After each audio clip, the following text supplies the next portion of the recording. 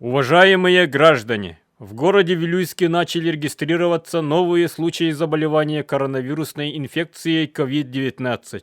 В связи с угрозой распространения болезни администрация муниципального образования город Вилюйск просит соблюдать следующие меры предосторожности. В целях уменьшения риска заражения вирусом просим без крайней необходимости не выходить из дома.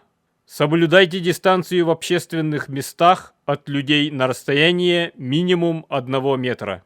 Строго соблюдайте масочный режим. По возможности надевайте перчатки. Избегайте людных мест и контактов с людьми, имеющими признаки ОРВИ. Соблюдайте правила личной гигиены, регулярно мойте руки, обрабатывайте их спиртосодержащим антисептиком.